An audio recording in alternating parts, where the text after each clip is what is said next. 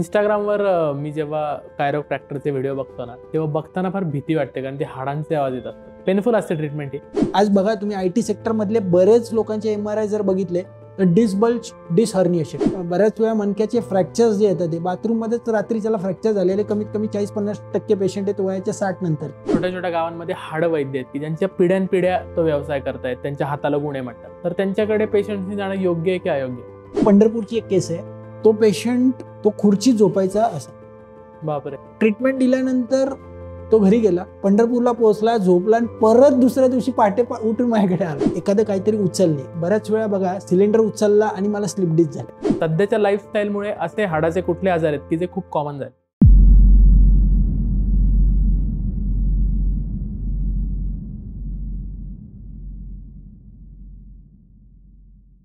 मंडळी नमस्कार. वैचारिक किडाच्या वैचारिक गप्पांमध्ये तुमचं पुन्हा एकदा स्वागत आहे. मणक्याचे आजार झाल्यानंतर सर्जरी केल्याशिवाय ते बरे होत नाही असं आपण कायम ऐकलंय. पण आज वैचारिक गप्पांमध्ये असे एक डॉक्टर आलेत की जे मणक्याचे आजार बिना ऑपरेशन पेशंटला फक्त हात लावून बरा करतात. आज वैचारिक गप्पांमध्ये मी बोलवलंय डॉक्टर विराज भंडारी यांना. सर, खूप खूप स्वागत आहे तुमचं वैचारिक किडावर. नमस्कार. डॉक्टर MD आयुर्वेद आहेत आणि त्यानंतर त्यांनी जगातील अनेक देशांमध्ये जाऊन वेगळ्या वेगळ्या थेरपीचं शिक्षण घेतलंय की ज्या सगळ्या एकत्र करून त्यांचा सार काढून ते आपल्या पेशंटवर ट्राय करतायत आणि खूप चांगला इफेक्ट पुणेकरांना आहे आणि पुण्याच्या बाहेरचे पण त्यांचे खूप जास्त पेशंट आहेत. तर आज गप्पा मारूया. सर, कसे आहात? एकदम मजेत. तर तुमची जी मेन व्हिडिओ काही युट्यूबवर बघताना मला कळलं की कायरोप्रॅक्टिस ही तुमची एक मास्टरी आहे. बरोबर. कायरोप्रॅक्टिस म्हणजे नक्की काय? कायरोप्रॅक्टर हा जो शब्द आहे तो आपण बऱ्याच वेळा वेगवेगळ्या यूट्यूबवरती, वेगवेगळ्या फेसबुकवरती आज खूप रील्स, खूप व्हिडिओज आत्ता त्याचे व्हायरल होतात आहे. आणि क्रायरोप्रॅक्टर याचा अर्थ बोन सेटिंग, मराठी भाषेमध्ये हाड सेट करणं किंवा जे हल्लेला मणका आहे, हल्लेलं व्हर्टेब्रल सेगमेंट आहे त्याला परत रिअलाइन करणं. रिअलाइन म्हणजे काय, तर बऱ्याच वेळा आपण एखादी घटना घडते, त्यामध्ये एखादं दिवाळी आला, दसरा आला, आपण एखादी वस्तू उचलतो, आवरायला घेतो आणि त्या काळामध्ये अचानकपणे आपण ट्विस्टिंगच्या मुवमेंट करतो आणि त्या ट्विस्टिंग करत असताना एका सेकंदामध्ये झटका बसतो आणि मणका हा गादी जी आहे त्याला आम्ही न्यूक्लियस पल्पस म्हणतो, जे मध्यभागी जेलीसारखं स्ट्रक्चर आहे ते फाटतं आणि ते बाहेर येतं. आणि ते बाहेर आल्यानंतर बोन मिसअलाइन होतात आणि त्याला रिअलाइन करण्याचं स्ट्रक्चर किंवा रिअलाइन करण्याची ट्रीटमेंट ही पूर्वीपासून आपल्या भारतामध्ये बरेच हाडवैद्य होऊन गेले.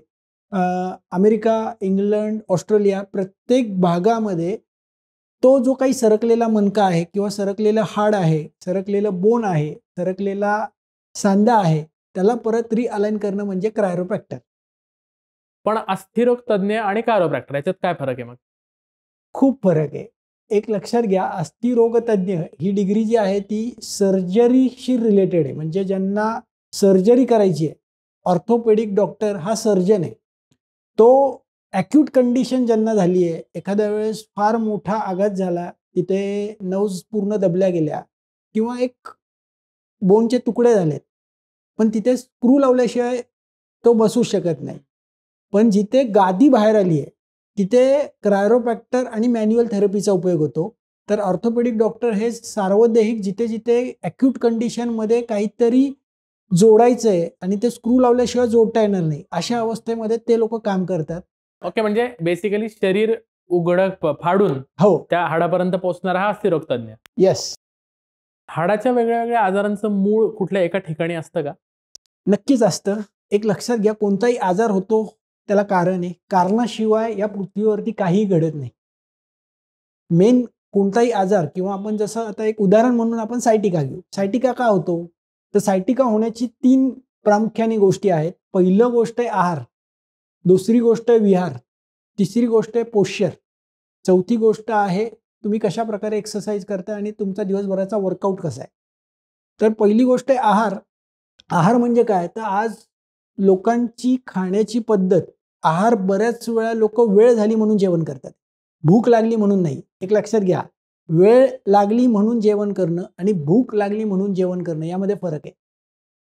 आज लोक बऱ्याच वेळा ऑफिसमध्ये लंच ब्रेक असतो 1:30, 2, 2:30 वाजता. मनुष्याला खरी भूक लागते सकाळी 9:30, 10 वाजता. मग त्या काळामध्ये मनुष्य चहा घेतो, वडापाव खाईल, जे मिळेल ते खाईल आणि वेट अँड वॉच करत राहतो, लंच ब्रेकला जाऊन जेवण करतो, त्यामुळे अजीर्ण होत आहे आणि त्या अजीर्णातनं पोट फुगणार, गॅसेस होणार आणि त्यातनं कंबरदुखीचा त्रास चालू होतो. हे पहिलं कारण. दुसरं कारण आहे अति पाणी पिणं. सकाळी उठल्यानंतर बऱ्याच लोकांना 2 ग्लास, 3 ग्लास, 4 ग्लास पाणी प्यायची सवय असते आणि ते अति पाणी पिल्यामुळे समान वायू खराब होतो, अजीर्ण होतं त्या पाण्याचं. मला सांगा, आज पाणी जे आहे, तुम्ही चपातीचं पीठ मळताना पाणी जास्त टाकलं, चपात्या होतील का? नाही. तेच कंडिशन आहे. पाणी पिणं किंवा तहान लागणं किंवा भूक लागणं हे फिलिंग आहे, व्यसन नाहीये किंवा वेळ झाले म्हणून करायचा प्रकार नाहीये. त्याच्यामुळे अजीर्ण होतं, अजीर्णातनं ते आजार निर्माण होतात. तसंच पुढचं मी तुम्हाला म्हणलं पोश्चर, सकाळी उठल्यापासून रात्री झोपेपर्यंत आपण 600 हालचाली करतो. बापरे. सकाळी बेडवरनं उठणं, दात घासणं, टॉयलेटला बसणं, अंघोळ करणं, कपडे घालणं, ऑफिसमधले आपले वर्कस्टाईल, गाडीवर बसणं, गाडीवरनं उतरणं, ह्या सगळ्या ज्या हालचाली आहे, त्या हालचाली करत असताना विशिष्ट टॉर्क आणि विशिष्ट फोर्स असेल तर आपल्याला काही त्रास होत नाही. पण तेच त्या हालचाली करत असताना एका सेकंदामध्ये 3 मुवमेंट जर चुकून केल्या गेल्या, पटकन क्विक एका सेकंदामध्ये झटका बसेल, ट्विस्टिंगची मुवमेंट आणि खाली वाकलोय आणि त्याच्यात उजवीकडे किंवा डावीकडे वळलोय, त्यावेळेस मणका हलतो, व्हर्टेब्रल सेगमेंट हलतं आणि तिथनं पाठदुखीला सुरुवात होते. अच्छा. काही लोकांमध्ये मणके नाही हलत, काहींमध्ये ऑर्गन हलतात. त्याला आम्ही त्याच्या ट्रीटमेंट आहे. जसं तुम्ही क्रायोप्रॅक्टर आहे, हे बोन सेटिंग करण्यासाठी केलं जातं, तर व्हिसरल मॅनिप्युलेशन नावाची ट्रीटमेंट आहे, ती ऑर्गन बॅलन्स करण्यासाठी केली जाते. ते पण तुम्ही टेक्निक शिकलाय? येस. ऑर्गन बॅलन्सिंग म्हणजे काय, तर बऱ्याच वेळा लिव्हर, किडनी, स्प्लीन, डिओडिनम, पॅनक्रियास, मोठं आतडं, छोटं आतडं, हे आतडी जी आहे ती बऱ्याच वेळा पुढे मागे वर खाली जातात. जसं आपण एक उदाहरण म्हणून घेऊया, सिकम. सिकम म्हणजे मोठ्या आतड्याची सुरुवात आणि आयुर्वेद शास्त्रामध्ये पक्वाशय हे वायूचं मेन स्थान सांगितलंय. पक्वाशय कटिशक्ती स्तोतास्त्रेण्यम स्पर्शनेंद्रियम तानम वातस्य तत्रापि पक्वाधानम विशेषतः.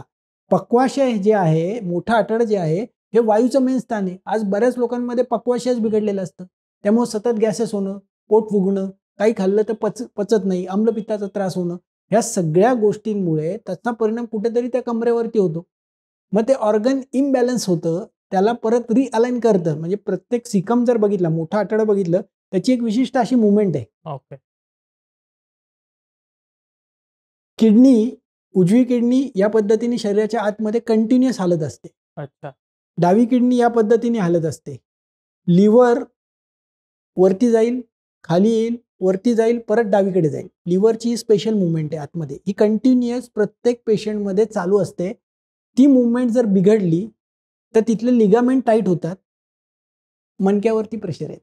हो, एवढा संबंध एकमेकांना? 100% संबंध. बापरे. आणि हे ऑर्गन का इम्बॅलन्स होतात माहिती आहे का तुम्हाला? नाही.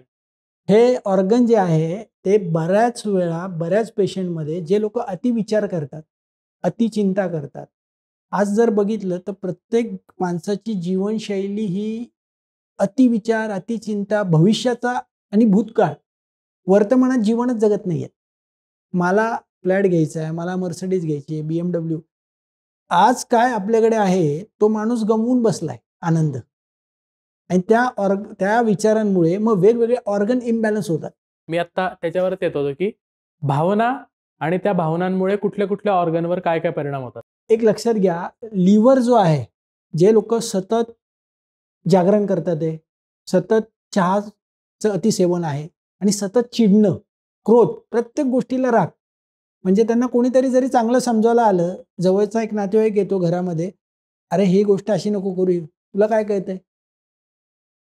मग ही भावना जी आहे क्रोधाची, सतत सतत क्रोध प्रत्येक व्यक्तीवर, म्हणजे बायकोनी चहा 4 वाजता नाही दिला, लगेच ओरडून एकदम घरामध्ये मोठ्या मोठ्याने ओरडणे, मोठ्या मोठ्याने चिडणं. मुलांनी जरा, हा लॅपटॉपवरती काम करतोय घरातला व्यक्ती आणि मुलं येऊन गोंधळ घालतात, आहे लगेच चिडणार. मग हा क्रोध जो आहे तो जाणार कुठे, तो तुमच्या ऑर्गनकडे जातो, मग तो लिव्हर इम्बॅलन्स होतो. त्याचबरोबर पुढचा अवयव आहे स्टमक. स्टमक जो आहे, ज्यात आपण अन्न सेवन करतोय, बऱ्याच वेळा बघा आपल्या मराठीत म्हण आहे, त्यांनी ती गोष्ट खरेदी केली, तुझ्या पोटात का दुखतंय. अच्छा, ती इथून आली आहे. येस. म्हणजे एखादी घटना कोणी विकत घेतली किंवा एखाद्याच्या घरी गाडी आली, एखाद्याच्या घरी एखादा मंगळसूत्र किंवा एखादा सोन्याचा काही दागिना घेतलेला आहे, लगेच इकडे कोणाच्या तरी पोटात दुखा लागतं. ते का दुखा लागतं? मत्सरी भावना आहे. असूया. ओ ग्रेट. तिसरा जो अवयव आहे तो म्हणजे आतडी. आतडीचा आपल्या जीवनामध्ये बाहेर टाकण्याचं काम आतडी करतात. अपान वायू. मग आपण बाहेर काय काय टाकतो? आपले विचार टाकतो, आपलं मल मूत्र बाहेर टाकतो. हे टाकत असताना बऱ्याच वेळा काही लोक खूप गोष्टी साठवून ठेवतात. त्यांना प्रत्येक गोष्टीची खूप जिज्ञासा असते. सगळ्या गोष्टी स्टोअर करायच्या आणि त्या बाहेरच फेकल्या जात नाही. मग ते बाहेर फेकण्याचं काम कुणाचं आहे? तर आतड्यांचं. मग ती आतडी त्यांची विकृत होतात. म्हणजे तुम्हाला मी एक उदाहरण म्हणून सांगतो. एक माझ्याकडे राजकारणी आले होते. गुडघ्यामध्ये प्रचंड दुखत होतं आणि स्पाईनमध्ये कमरेमध्ये दुखत होतं. पण मेन फॉल्ट त्यांच्या गुडघ्यासाठी ते माझ्याकडे आले. स्पाईनमध्ये माझं एवढं दुखत नाही म्हणले, पण गुडघा जो आहे तो प्रचंड. मी फिजिओथेरपिस्ट केलंय, मी ऑर्थोपेडिककडे जाऊन आलो, मी गुडघ्यात इंजेक्शन घेऊन आलो, मी बऱ्याच वैद्यांकडे जाऊन अग्निकर्म, विद्ध, जळवा, पंचकर्म केली, स्टिरॉइडचे 2 वेळा इंजेक्शन्स घेतले, पण ते माझा गुडघा काही कमी होत नाहीये. मी म्हटलं सर ठीक आहे आपण बघूयात, तुम्ही बसा. डोक्यावर हात ठेवला मी आणि हात ठेवल्या ठेवल्या मला सापडलं राईट करोनल फ्रंटल सुचर. कवटीच्या तिथे सुचर्स आहेत बघा. लहान मुलांचे आपण जेव्हा 1-1.5 महिन्यापर्यंत बाळ असतं तेव्हा कवटी आपण ताळू भरतो. ती ताळू भरतो म्हणजे काय करतो, तिथे सुचर्स आहेत. लॅम्बडा सुचर्स, करोनल सजॅटल सुचर आणि करोनल सुचर. तर राईट करोनल सुचरमध्ये त्यांची मोशनच होत नव्हती, तिथली मुवमेंट होत नव्हती आणि ती मुवमेंटला मी परत रिअलाइन केलं. जी मुवमेंट पाहिजे होती वर खाली ती मुवमेंट फक्त खाली जात होती. मी त्याला परत वरती केलं. ते म्हणले माझा 1.5 वर्षाचा गुडघा एका दिवशी कसा काय राहिला. बापरे.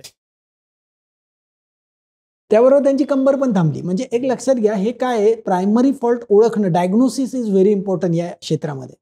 हे इंटरेस्टिंग आहे. पण म्हणजे आजार गुडघ्यात आणि उपाय डोक्यात. सही आहे. मराठी म्हण आहे ना सर, तुझं गुडघा डोकं तुझं गुडघ्यात आहे का. ओ त्याचा पण इथे असं कनेक्शन. थोडं बॅक टू द टॉपिक येऊया. स्पाईनचा जेव्हा आजारांचा विषय येतो तेव्हा एक सगळ्यांना कायम खूप लोकांना असणारा आजार आहे स्लिप डिस्क. बरोबर. का होते स्लिप डिस्क? स्लिप डिस्क होण्याचं जे कारण आहे ते म्हणजे क्विक सडन ऑफ ऍक्शन. एका सेकंदामध्ये मुवमेंट करणे, एखादं काहीतरी उचलणे. बऱ्याच वेळा बघा, सिलेंडर उचलला आणि मला स्लिप डिस्क झाली. ओके. पोतं उचललं, स्लिप डिस्क झाली. खूप जिमिंग केलंय, स्लिप डिस्क झाली. अशी उदाहरणं व्यावहारिकता बघायला मिळतात. पण स्लिप डिस्क होण्याचं मेन जे कारण आहे, झटका बसणं. मणक्याला कुठेतरी झटका बसणं, ट्विस्टिंग होणं, कुठेतरी मणका खाली घसरणं. घसरलं का? मणका तर आजूबाजूला सगळे मसल्स आहेत, लिगामेंट्स आहेत. लिगामेंटम फ्लॅवम नावाचा मसल पूर्ण दोन्ही बाजूनी आहे. पण ज्यावेळेस स्लिप डिस्क होते त्यावेळेस पेशंट एखादा झटका बसला, काहीतरी उचलताना चुकीच्या पद्धतीने उचललं गेलं. बऱ्याच वेळा वयस्कर लोकांमध्ये डिजनरेटिव्ह, खूप शेतीची कामं केलेली असतात, खूप डिजनरेटिव्ह चेंजेस झालेले असतात. हाडमधली ताकद कमी झालेली असते, लिगामेंटमधली ताकद कमी झालेली असते, पोषक आहारच जात नाही. न्यूट्रिशनल फूड जे जायला पाहिजे ते बऱ्याच वेळा लोकांनी आज गोड खाणं बंद केलंय. लोक गोड खातात आहे कधी? जेवणाच्या शेवटी. जेवणाच्या शेवटी गोड पदार्थ, मधुर प्राया आश्रियात. जेवणाच्या सुरुवातीला गोड खावं तर तुमचं पचन होणार आहे. आंबट खारट पदार्थ जेवणाच्या मध्ये खावेत. तिखट तुरट कडू पदार्थ जेवणाच्या शेवटी खावेत. जेवणाच्या सुरुवातीला गोड फळं जी आहेत, जसं मोसंबी आहे, सफरचंद आहे, कलिंगड आहे, पपई आहे, हे जेवणाच्या सुरुवातीला खाल्लं गेलं पाहिजे. जेवढं तुम्हाला जेवण भूक आहे तेवढंच खावा. भूक नसेल त्या दिवशी जेवण करू नका. आज बऱ्याच वेळा लोक जेवणावरती जेवण करतात. आत्ता जेवण केलेलं असतं, मित्र आलाय म्हणून परत काहीतरी वडापाव मागव, पिझ्झा मागव, बर्गर खा.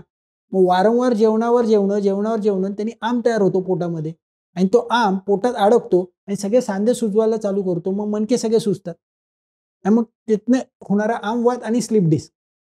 बऱ्याच वेळा मूतखडा आणि स्लिप डिस्क यांचं पण कनेक्शन आहे. येस. ते कसं? मूतखड्यामुळे आजूबाजूचे लिगामेंट सगळे टाईट होतात. ओके. आणि ते लिगामेंट जेव्हा हायड्रोनेफ्रोसिस होतं, जिथे आजूबाजूला सुजन येते, त्यावेळेस सगळे मणक्याच्या चकत्यावरती प्रेशर येतं. ओ त्याचबरोबर स्लिप डिस्क होण्याचं मेन कारण आहे काहीतरी पडणं. खुर्चीवरनं पडले, बाथरूममध्ये. आज तुम्ही बघितलं, पूर्वीच्याला घरामध्ये फरशा ज्या होत्या, आज सगळीकडे टाईल्स वापरल्यात. हो पाणी थोडं सांडलं तर माणूस खाली पडतोय. बाथरूममध्ये तर आज मी बऱ्याच रुग्ण आता बघतोय की बऱ्याच वेळा मणक्याचे फ्रॅक्चर्स जे येतात ते बाथरूममध्येच रात्रीच्याला फ्रॅक्चर झालेले कमीत कमी 40-50% पेशंट आहेत वयाच्या 60 नंतरचे. बापरे. हे एक मोठं कारण आहे. त्याचबरोबर स्लिप डिस्क होण्याचं कारण आहे झटका बसणं. हे खूप आता काहीतरी इन्स्टाला बघायचं, कुठले तरी वेडेवाकडे व्यायाम प्रकार चालू करायचे, डेडलिफ्ट मारायच्या आणि मणक्याचा आजार घेऊन 22-28 वर्षाची मुलं माझ्याकडे दवाखान्यात येतात. ते इंस्टाग्रामवर मी जेव्हा कायरोप्रॅक्टरचे व्हिडिओ बघतो ना, तेव्हा बघताना फार भीती वाटते, कारण ते हाडांचे आवाज येत असतात. पेनफुल असते ट्रीटमेंट ही. अजिबात नाही. एक लक्षात घ्या, क्रायोप्रॅक्टर ही अजिबात पेनफुल ट्रीटमेंट नाहीये. दिसताना तसं दिसतं. आवाज येतो तो म्हणजे हे बघा, हा पण आवाज आला. ओ कसला आवाज काढला तुम्ही नेमका? एक लक्षात घ्या, बोन जेव्हा आपण सेट करतोय, हां. बोन सेट करतो तेव्हा ते नायट्रोजन शरीरातला बाहेर पडतो ओके. आणि हा आवाज जो आहे तो नायट्रोजन बाहेर पडतो. अच्छा. म्हणजे हाड मोडल्यानंतर नायट्रोजन रिलीज होतो. नायट्रोजन शरीरातला रिलीज होतो. ओके. आणि मला अजून एक क्युरिओसिटी अशी होती, की हाड मोडतं म्हणजे नक्की आवाज कुठनं येतो? म्हणजे काय होतं हाड मोडणं ही प्रक्रिया काय? ऍक्च्युली मिसअलाइन होतं म्हणजे काय होतं, तर एक लक्षात घ्या, उजवी साईड पेशंटची दुखत असेल, ती ट्रान्सफर प्रोसेस उजवीकडे मागे जाते. हां, ओके. समजलं ओके. तुम्हाला? हां, हां, हां. उजवी साईड माझी मागे गेली, Balance डावी आला. साईड पुढे. आम्ही काय करतो क्रायोप्रॅक्टर लोक, ही साईडला परत ह्याच्याशी बॅलन्स करतो. मागणं आम्ही पुढे ढकलतो, पण ते ढकलत असताना वरती ढकलायचंय, खाली ढकलायचंय, ह्याचा विशिष्ट अभ्यास आहे. हं. असं नाहीये की झोपवलंय आणि मोडलंय. हां, हां. तो फोर्स जो आहे तो बऱ्याच वेळा फोर्स वरती पाहिजे, खाली पाहिजे, का पुल करायचंय, का पुश करायचंय, ह्या गोष्टी प्रत्येक पेशंट टू पेशंट डिफर आहे. सगळ्यांना एक थेरपी लागू नाही. अजिबात नाही. पेशंट कधीच बरा होणार नाही. अजून मी एक गोष्ट ऐकली, मी चुकत असेल तर मला करेक्ट करा, की हाड मोडल्यानंतर हाडांमधलं जे ऑइल असतं, ते कमी होतं आणि ते लाँग टर्मसाठी चांगलं नाहीये. हे समज आहे की गैरसमज आहे? एक लक्षात घ्या, हाडांमध्ये जसं ऑइल आहे तसं पाणी पण असतं. बरं. 2 मणक्यांमध्ये न्यूक्लियस पल्पस आणि त्या न्यूक्लियसच्या पल्पसच्या बाजूनी ॲन्युलस फायबर असतो. दॅट इज द 80% भाग हा पाण्याचा आहे, 20% त्याच्यामध्ये जेली आणि ऑइल स्ट्रक्चर. बरं. एक लक्षात घ्या, जसं जसं वय वाटतं तसं तसं शिर्यते ततं शरीरम. जे झिजतं ते शरीर. प्रत्येक मनुष्य हा झिजत झिजत जातो पुढे. तर आपल्या आहारामध्ये गोड पदार्थ आहे. आपण रोज आठवड्यातनं 1 दिवस अभ्यंग म्हणजे तेल लावणं शेकणं हा प्रकार रोज जर केला तर आपलं झिजणं हे कमी होणार आहे. पण क्रायोप्रॅक्टरनी काही विकृती पेशंटच्या शरीरात येताना मी बघितली नाही, कारण मी 20,000 लोकांच्या मी ऍडजस्टमेंट आजपर्यंत केल्या. असं नाही होत की क्रायोप्रॅक्टरमुळे डिजनरेटिव्ह चेंजेस झालेत किंवा काहीतरी स्पेसिफिक मणक्यालाच फक्त ट्रीटमेंट दिली तर अजिबात त्रास होत नाही. सगळंच मोडत बसले 100% त्रास होणार आहे. आपल्या मणक्याचं जे मिसअलाइनमेंट झालेलं म्हणजे झुकलेला आहे एका साईड, तर तो पुन्हा जागेवर कसा येतो? मिसअलाइनमेंट होणं जे आहे ना, ते ॲक्यूट कंडिशनमध्येच मणका तिरका होतो.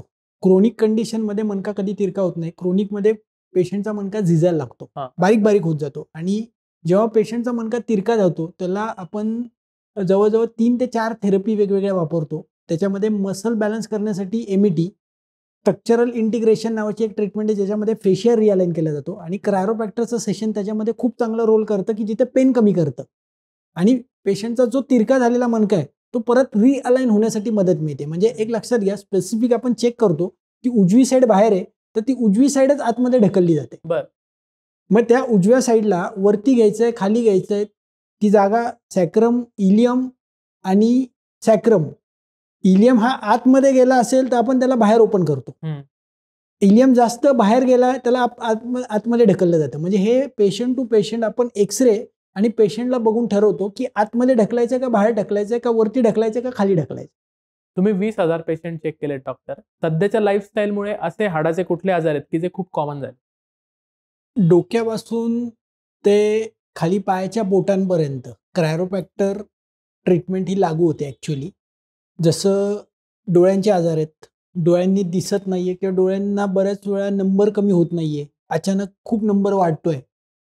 TMJचा प्रॉब्लेम आहे, टेम्पोरोमॅन्डिब्युलर जॉईंट. बऱ्याच वेळा त्यांना दात उघडताना होत नाही किंवा दात विशिष्ट प्रकारे उघडत नाही, तिथे क्रायोप्रॅक्टर खूप चांगल्या प्रकारे काम होतं. त्याचबरोबर मायग्रेन म्हणजे काय, तर बऱ्याच वेळा अर्ध डोकं दुखतं, पूर्ण डोकं दुखतं किंवा सूर्यप्रकाशात गेल्यानंतर डोकं दुखतं किंवा खिडकी शेजारी बसलोय आणि डोकं दुखतंय हो. किंवा जेवलोय आणि डोकं दुखतंय, जेवण उशिरा केलंय म्हणून डोकं दुखतंय. मग त्यामध्ये 2 प्रकार आहेत. कधी कधी TMJचा प्रॉब्लेम असतो, कधी कधी नेझल सेप्टम म्हणजे नाकामध्ये आम्ही अलाइन करतो ना, नेझल सेप्टम बोन, मायग्रेन थांबतं. हो. कधी कधी न्यूरोमेनिंजल मॅनिप्युलेशन म्हणजे डोक्यावरच्या नर्व जे आहेत, ड्युरामॅटर, स्पाईनच्या आजूबाजूला सेरेब्रल फ्लाक्स, मेंदूच्या आजूबाजूचं जे लिक्विड आहे ते कुठेतरी रिदम जो आहे, क्रेनिओसॅक्रल रिदम जो आहे तो मिसअलाइन असतो आणि त्यामुळे डोकंदुखी चालू होते. काही लोकांना वातच डोकंदुखी, सतत कंटिन्युअस डोकं दुखतं, काहींना पैत्तिक आहे, कोणी काहीतरी बोललं की काय खरं नाही, लागलं डोकं दुखायला. काही लोकांना हेवीनेस जाणवतो, जडपणा जाणवतो. म्हणजे असं वेगवेगळे मायग्रेनचे वेगवेगळे पेशंट बघायला मिळतात. त्याचबरोबर काही लोकांचे दात वाजतात बघा. It is also chiropractor good help in that patient. त्यानंतर सतत सर्दी होणं, सतत ऑटोइम्युन सिस्टीम तुमची बिघडणं, सतत ताप येणं, अजीर्ण होणं, तिथे क्रायोप्रॅक्टर आणि व्हिसरल मॅनिप्युलेशनचा चांगला उपयोग होतो. त्याचबरोबर मानेचं दुखणं जे आहे त्यात खूप चांगल्या प्रकारे रिझल्ट आहे. बरेच लोक मानेचे ऑपरेशन करायला जातात. 100 पैकी कमीत कमी 75 पेशंटचे ऑपरेशन हे वर्स होतात. हो. मोर दॅन 75 मी म्हणेल. कारण माझ्याकडे महिन्याला आता कमीत कमी 7 ते 8 पेशंट आहेत की जे ऑपरेशन करून स्क्रू लावून माझ्याकडे येतात. बापरे. फिक्सेशन सर्जरी झाली असते, लॅमिनेक्टॉमी झालेली असते, डिस्क कट केलेली असते, पण पेशंटच्या मुंग्या कमी नाही झालेल्या. पेशंटच्या हातात झरझर मुंग्या येतात आहे, हात जड होतोय, काही उचललं उचलताच येत नाही, स्वतःची गुंडी लावता येत नाहीये, भांग पाडता येत नाहीये, अन्न खाताना अन्न निसटतंय कारण मसल लॉस झालेला असतो, सेन्सरी लॉस झालेला असतो, चालताना ऑटोमॅटिक इम्बॅलन्स होतो, बऱ्याच वेळा चक्कर येते. जुगुलर आर्टरी जी आहे, ज्यावेळेस मनका उजवीकडे किंवा डावीकडे फिरतो त्यावेळेस बऱ्याच लोकांना चक्कर येते आणि चक्कर येणं हा खूप सर्रास प्रकार आहे आणि ती चक्कर काही केल्या कमी होत नाही, ती फक्त क्रायोप्रॅक्टर सेशननी बरी. खूप पेशंट बघितले मी. क्रायोप्रॅक्टरचा एक खूप भारी म्हणजे फर्स्ट डे चक्कर कमी होते बऱ्याच लोकांची. तर बऱ्याच वेळा मान दुखते, अवघडते, मान जड होते, हाताला झरझर मुंग्या येतात, हात बधीर होतोय, रोज सकाळी हातात दुखतंय, मानेत दुखतंय, सकाळी उठल्यानंतर मान स्टीफ होते, वळत नाहीये. अशा कंडिशनमध्ये क्रायोप्रॅक्टरचा आणि व्हिसरल मॅनिप्युलेशनचा खूप चांगला उपयोग होतो. एक अजून मला आठवती, पंढरपूरची एक केस आहे. तो पेशंट रात्रभर झोपला नाही 3 वर्ष. रात्रभर झोपला नाही म्हणजे काय, तर आपण पाठीवर झोपतो, तो खुर्चीत झोपायचा असा. बापरे. आडवा होताच येत नव्हतं. आडवा झाला की सिव्हिअर पेन कमरेत आणि इथे ग्रोईंग रिजन मध्ये आणि कमरेत सिव्हिअर पेन. मग पेशंट आल्यानंतर खूप चांगल्या नामवंत डॉक्टरांकडे त्यांनी ट्रीटमेंट घेतली होती, चांगल्या चांगल्या हॉस्पिटलला ऍडमिट झाला होता, पण 3 वर्ष झोपला नाही. मला हे पटलं नाही. म्हणजे मी म्हणलं तुम्ही खरं सांगताय का मला हे करताय. मी 3-4 वेळा केस टेकिंग वेगवेगळ्या पद्धतीने त्यांना प्रश्न विचारले. मग मी त्यांना चेक केलं, डोक्यावरती हात ठेवलं, सगळं चेक केलं. चेक केल्यानंतर मी पोटावरती हात ठेवला, पोटावरती मला लिजन सापडले, 3-4 नोट सापडले. नोट सापडल्यानंतर मी त्यांना विचारलं की तुम्ही हे काय केलंय. ते म्हणले अहो माझी हर्नियाची सर्जरी झाली. हर्नियाची सर्जरी झाली. मग मी त्यांना विचारलं दुसरा लगेच प्रश्न की तुम्हाला झोप न लागणं किंवा पाठीत दुखायला लागलं हे सर्जरी नंतर झालंय का? हो सर, हे सर्जरी नंतर झालं, हे मला नक्की आठवतंय. म्हणलं हा प्रश्न तुम्हाला कोणी विचारला नाही का? ते म्हणले तुम्हीच पहिले डॉक्टर आहात. मी 40 डॉक्टर पालथे घातले, मी मुंबई, गुजरात, दिल्ली खूप ठिकाणी गेलो, पण पहिल्यांदा असा प्रश्न मला कोणीतरी विचारला की सर्जरी नंतर हे दुखतंय का? नाहीतर मला काय, सर्जरी केली, माझं जे बाहेर येत होतं मांस ते माझा हर्नियाचा प्रॉब्लेम सॉल्व्ह झाला. मग तिथे मला 3-4 नोड सापडले. इस्थम नावाची माझ्याकडे एक ट्रीटमेंट आहे, instrumented assisted soft tissue manipulation. क्रायोप्रॅक्टरला मॅनिप्युलेशन म्हणतात, तसं इन्स्ट्रुमेंटनी मॅनिप्युलेट केलं जातं. त्याच्यासाठी विशिष्ट गन्स आहेत आपल्या दवाखान्यामध्ये. अमेरिकेच्या काही गन्स वापरल्या जातात, त्याच्यामध्ये विशिष्ट प्रकारचे ब्लेड्स वापरले जातात आणि त्या ब्लेड्सने आम्ही तिथलं सगळं डिझॉल्व्ह केले नोट्स. आणि ट्रीटमेंट दिल्यानंतर त्याचा पाय दुखायचा कमी आला. तो घरी गेला. दुसऱ्या दिवशी तो सकाळी परत डॉट 9:30ला दवाखान्यात आला. मी दवाखाना उघडून आम्ही आत बसलो, ट्रीटमेंट चालू केलं काही लोकांच्या. तो आला रे आला, डायरेक्ट आतमध्ये आला आणि त्यांनी डायरेक्ट साष्टांग नमस्कार घातला. अरे बापरे. मी पहिल्यांदा माझ्या आयुष्यामध्ये 3 वर्षानंतर मी पाठीवरती झोपलो. क्या बात. हे मलाही माहित नव्हतं की हे असं होणार आहे. पण मग त्याला विचारलं तू का आला? नाही, माझ्या वडिलांनी सांगितलं पांडुरंग तुला तिथं भेटलेला आहे, तुझा पांडुरंग पुण्यात आहे, आपण पंढरपूरला राहतोय, तू जा पुण्याला आणि तू नमस्कार घातल्याशिवाय घरी यायचं नाही. तो गेला, आदल्या रात्री गेलाय, पंढरपूरला पोहोचला, झोपला आणि परत दुसऱ्या दिवशी पहाटे उठून माझ्याकडे आला. एवढा म्हणजे ठणठणीत आला तो. आत्ताची जी लाईफस्टाईल आहे त्याच्यामध्ये 7-8 तास बसून काम करावंच लागतंय लोकांना स्क्रीन समोर. तर इतका वेळ बसल्यामुळे त्या बैठ्या कामामुळे मणक्यावर आणि मानेवर काय काय परिणाम होतो? एक लक्षात घ्या, बसणं जे आहे, आयुर्वेद शास्त्राने स्पष्ट सांगितलंय की 45 मिनिटं एका जागेवर बसा. 45 मिनिटानंतर कंपल्सरी 2 मिनिटं 3 मिनिटं चाला, परत बसा. 45 मिनिटं उभे आहात तर कंपल्सरी दर 45 मिनिटांनी तुम्ही 5-10 मिनिटं बसा. ओके. तुम्ही विमानाचा प्रवास करणार आहात, रेल्वेचा प्रवास करणार आहात, तर ते रेल्वेच्या प्रवासामध्ये मधल्या पॅसेजमध्ये 1 तासाने कंपल्सरी चाला 5-10 मिनिटं. जे लोक सतत बसतात ते 2 मणक्यातलं अंतर कमी कमी कमी होत जातं आणि मग गादी बाहेर यायला जागा तयार होते. डिस्बल्ज, आज बघा तुम्ही IT सेक्टरमधले बरेच लोकांचे MRI जर बघितले तर डिस्बल्ज, डिसहर्निएशन, डिस्बल्ज, डिसहर्निएशन, L4, L5, C6, C7 हे बरेच पेशंट त्यामुळे दिसतात समाजामध्ये. तर त्याचबरोबर मिड थोरॅसिकमध्ये फ्रॅक्चर्स खूप बघायला मिळतात. जे लोक बाईक चालवतात ते, ओझी उचलतात ते, किंवा खाली पडतात ते, बाथरूममध्ये पडणं किंवा ट्विस्टिंग करताना खाली खुर्चीवर बसताना पायातला बॅलन्स जाणं आणि त्यामुळे पडणं. तर बऱ्याच वेळा मणक्याचे फ्रॅक्चर्स खूप बघायला मिळतात.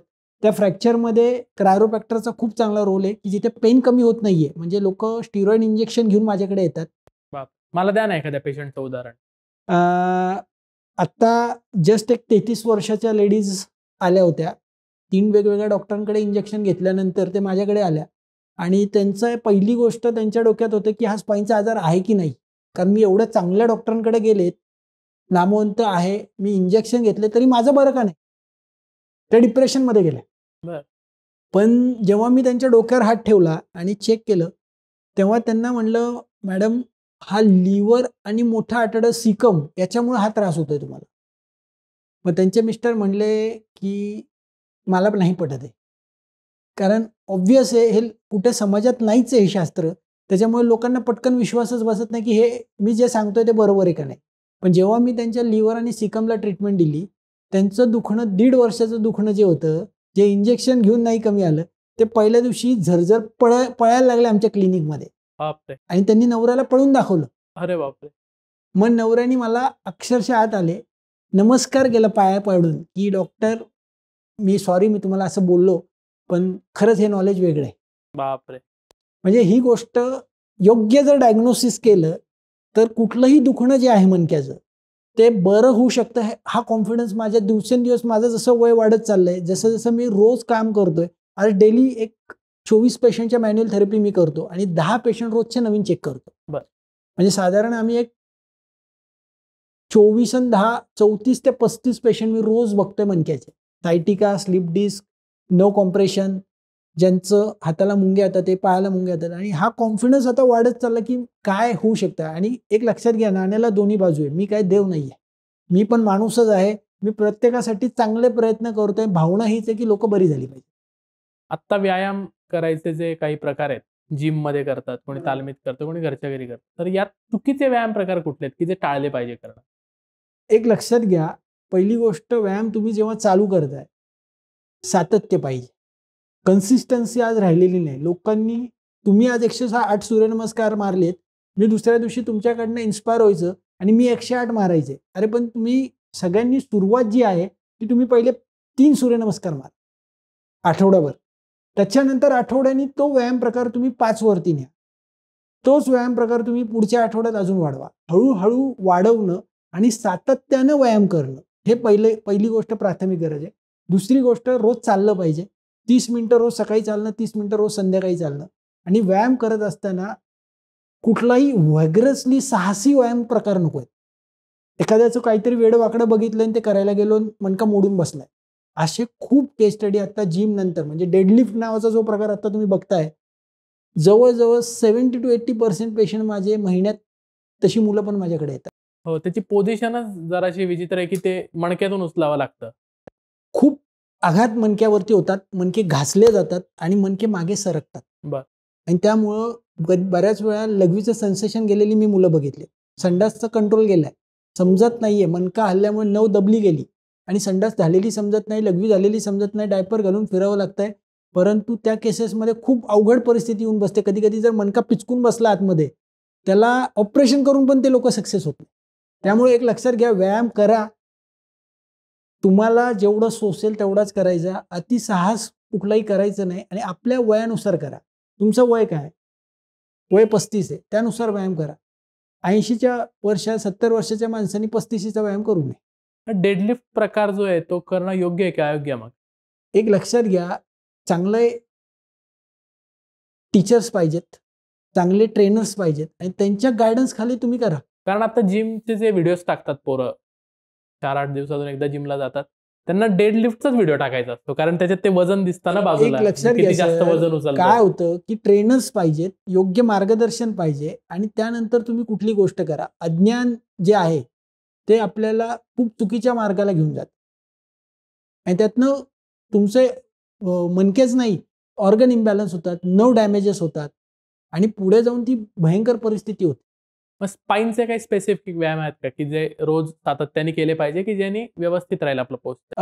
डॉक्टर भंडारी स्पाईन क्लिनिक नावाचा आमचा युट्यूब चॅनल आहे. बरं. त्याच्यावरती आम्ही मंडे योगा प्रोग्राम, बरं. Wednesday yoga program, Friday yoga program, हे सगळे योगा प्रोग्राम कुठले करायचे हे टाकलेले आहे. ते तुम्ही नक्कीच बघा आणि त्या पद्धतीने प्रत्येक पोच कशी करायची ही सायंटिफिक प्रकारे समजून सांगितलेली. बरं. एक एक व्हिडिओ आमचा 1.5 तासाचा आहे. शांतपणे तो व्हिडिओ बघायचा आहे आणि ते आसन करायचं आहे. आठवड्यातले 3 दिवस व्यायाम करायचे, आठवड्यातले 3 दिवस सूर्यनमस्कार करायचे, वॉकिंग रोज सकाळ संध्याकाळी करायचं आणि सगळ्यात महत्वाचं म्हणजे आनंदी राहायचं. अनेक गावांमध्ये ना, छोट्या छोट्या गावांमध्ये हाडवैद्य आहेत की ज्यांच्या पिढ्यानपिढ्या तो व्यवसाय करतायत, त्यांच्या हाताला गुण आहे म्हणतात, तर त्यांच्याकडे पेशंट्सनी जाणं योग्य आहे की अयोग्य आहे? एक लक्षात घ्या, हाडवैद्य हे जे आहेत की त्यांचे 7 पिढ्या 8 पिढ्या, कुणाच्या 2 पिढ्या, कुणाच्या 3 पिढ्या, हे वैद्यकीय व्यवसाय घरच्या घरी करत असतात की जे कुठेतरी हाड सरकले, पुढे मागे झाले, त्याला ओढून ते रिअलाइन करतात. पण बऱ्याच वेळा काय झालं आता की हाडवैद्यांकडे जाणं कितपत योग्य आहे, तर काही लोकांना बरं वाटतं, काही लोकांना बरं वाटत नाही.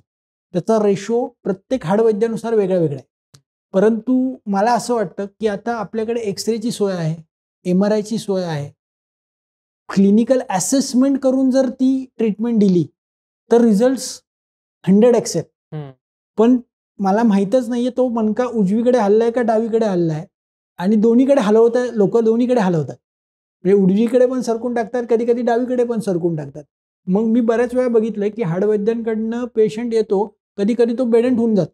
बरं. कारण वर्स होते, जी गोष्ट उजवीकडे हलवायची असते त्याला डावीकडे हलवलं जातं, कारण एक्सरे बघितलेच जात नाही. तो अनुभवावरनं देत असतो ट्रीटमेंट. पण बऱ्याच वेळा कधी कधी काही पेशंटमध्ये 3-4 ॲनोमली झालेले असतात की मणका पुढे पण गेलेला असतो, उजवीकडे पण वळला असतो आणि तिरका पण झालेला असतो. मग त्या झटक्यामध्ये कुठेतरी चुकीचा झटका बसतो आणि पेशंटची लघवी होणं बंद होतं. बापरे.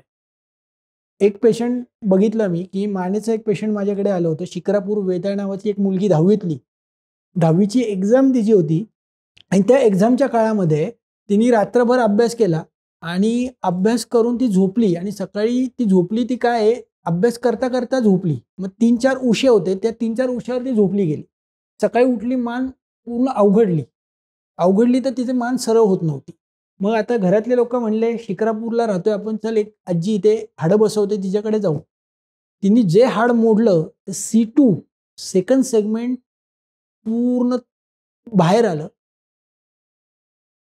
लकवा मारला डावा पाय, पूर्ण डावा हात.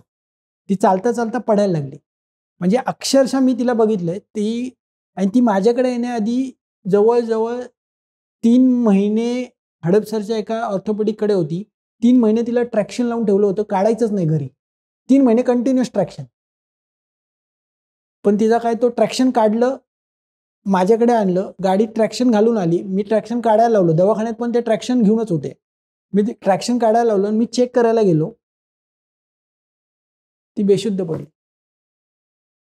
माझी टरकलीच. म्हणजे मी पहिल्या अक्षरशः मी घाबरलो. म्हणजे हे मी माझ्या जीवनात पहिल्यांदाच ती केस बघत होतो. आणि एक लक्षात घ्या, मी तुम्हाला जसं म्हटलं, मी शिकत शिकत पुढे झालोय. सगळे पेशंटच माझे सगळे गुरु आहेत. त्या सगळ्यांना आजपर्यंत जेवढे पेशंट माझ्याकडे आले त्या सगळ्यांना खरंच धन्यवाद की तुमच्यामुळे मी शिकलो. मग तिला मी चेक केलं. चेक केल्यानंतर तिची मान परत त्याच्या वडिलांनी ते ट्रॅक्शन लावलं की ती परत शुद्धीवर आली.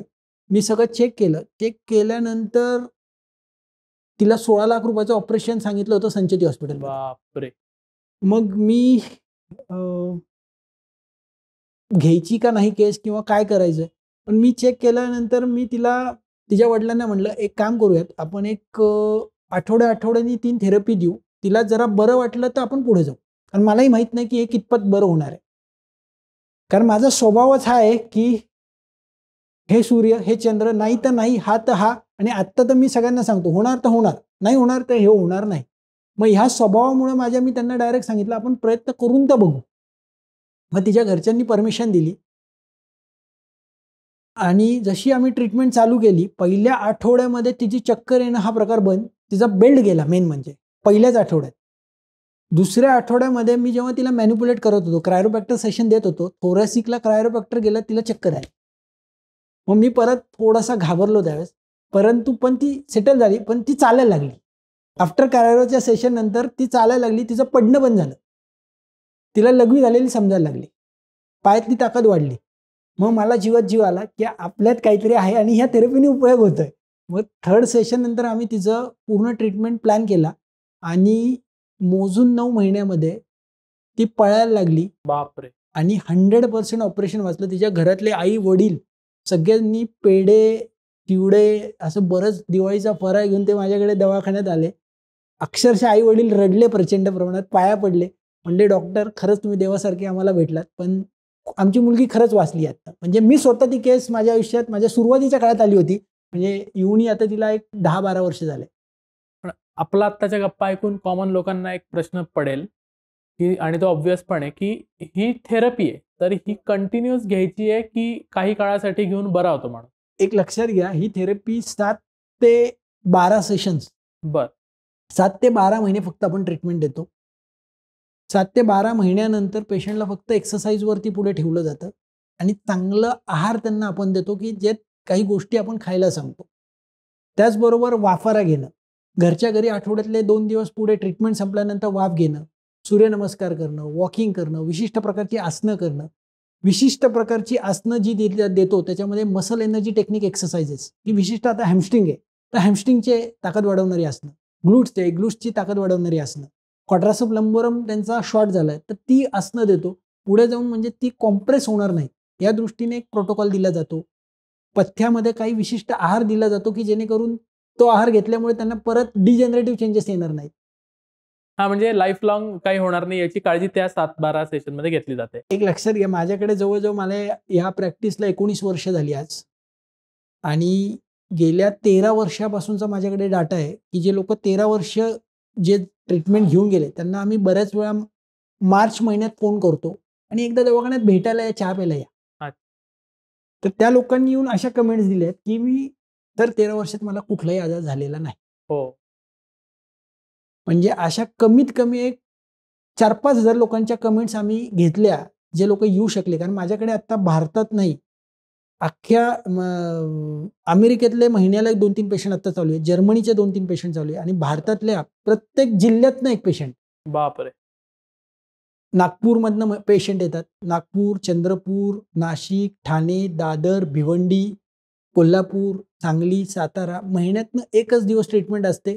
आलंय सकाळी 9 वाजता डॉट ट्रीटमेंट चालू केली, 1:30 वाजेपर्यंत पेशंटची ट्रीटमेंट संपते. पेशंट 1:30 वाजता मोकळा होतो. 1:30 वाजता दुसऱ्या पेशंटची ट्रीटमेंट चालू होते. संध्याकाळी 6 वाजता त्यांची ट्रीटमेंट संपते. एका दिवशी आपण फक्त 7 पेशंट सकाळी, 7 पेशंट दुपारी, 14 पेशंटच फक्त घेतो. आणि ओपीडीला पण 6 ते 10 पेशंट फक्त ओपीडीसाठी घेतले आहेत. प्रत्येकाला वेळ दिला जातो. कोर व्हॅल्यू इज रिझल्ट्स हे धरूनच काम चालू केलंय. असं नाही केलंय की व्हॉल्यूममध्ये काम करणं हे माझ्या डोक्यात बसत नाही. कारण माझा मूळ पिंड आहे, जो कोणी येईल तो 100% बरा करण्याचा 1,00,000% प्रयत्न. कायरोप्रॅक्टिक ट्रीटमेंटमुळे ऑपरेशनची वेळ टळू शकते.